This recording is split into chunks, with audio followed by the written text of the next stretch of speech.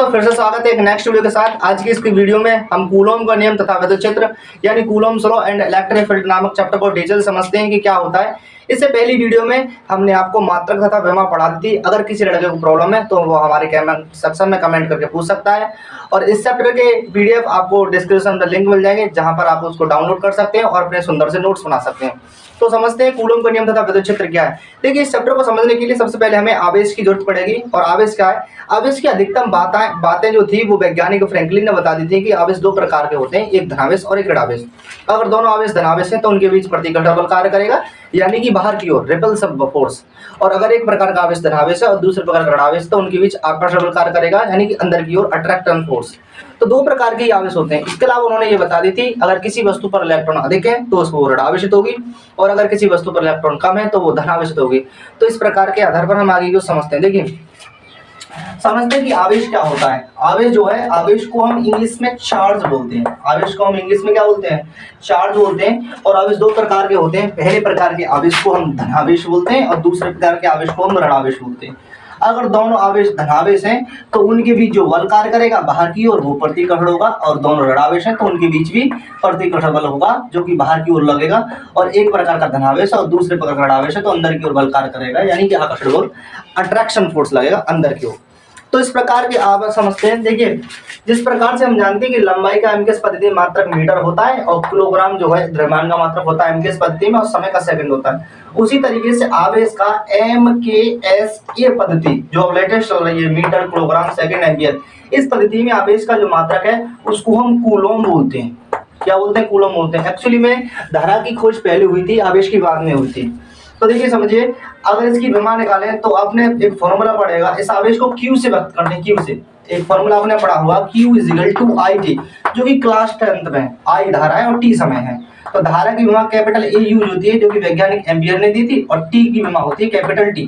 तो यहाँ से इसकी विमा निकाल सकते हैं ET। तो Q की एक फिक्स विमा आ गई ET। तो आप इसकी एक मात्रा का ध्यान रखना। मात्रक क्या होता है? इसका एक कूलॉम मात्रक होता है और इसकी विमा क्या होती है? विमा होती है इसकी AT। आवेश की विमा क्या होती है? AT होती है। और आवेश को हम किससे व्यक्त करते हैं? Q से व्यक्त करते हैं। तो इन चीजों की हमें आगे चैप्टर में जरूरत पड़ेगी तो इसको आप थोड़ा सा ध्यान में अवश्य रखिए। तो आगे समझिए। देखिए एक टॉपिक होता है जिसे हम क्वांटीकरण कहते हैं। क्वांटीकरण क्या होता है? देखिए क्वांटीकरण का मतलब होता है किसी भी चीज को हम अनिश्चित फॉर्म में नहीं लिख सकते। जैसे पूर्ण संख्या जानते हैं 2 4 6, इसी तरीके से आवेश को एक पूर्ण संख्या के फॉर्म में लिखा जाता है। जैसे 4 कूलॉम 5 कूलॉम। तो आवेश की एक फिक्स वैल्यू होती है। जैसे आवेश को हम 4 कूलॉम में लिखेंगे या 5 कूलॉम लिखेंगे या 6 कूलॉम में लिख सकते हैं। लेकिन आवेश को हम इस तरीके से नहीं लिख सकते Q = 1/2 कूलॉम या Q = 5.6 कूलॉम। तो ये गलत हो जाएगा। आवेश के क्वांटीकरण सिद्धांत के अनुसार वो एक फिक्स फॉर्म में होना चाहिए यानी कि एक पूर्ण संख्या के रूप में ही होना चाहिए। अब आगे को थोड़ा सा समझते हैं। देखिए मूल आवेश क्या होता है? मूल आवेश क्या होता है? किसी वस्तु पर जितना आवेश होता है उसे हम मूल आवेश कहते हैं।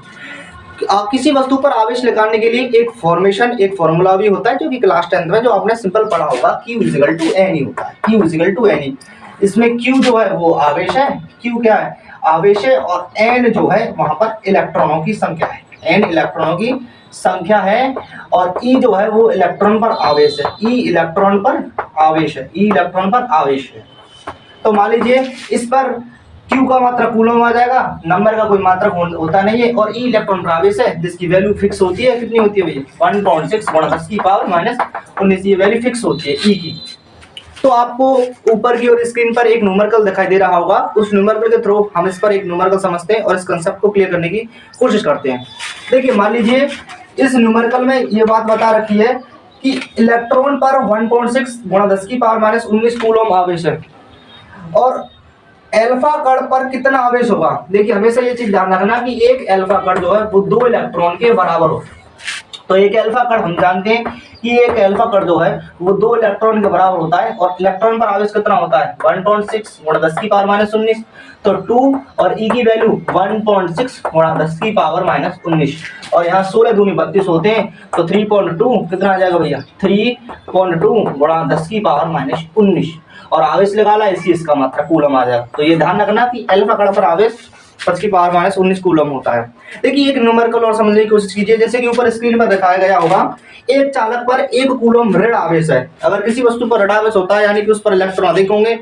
1 कूलम ऋण आवेश है यानी कि Q की वैल्यू, क्वेश्चन देखिए Q की वैल्यू 1 कूलम दे रखी है उसने।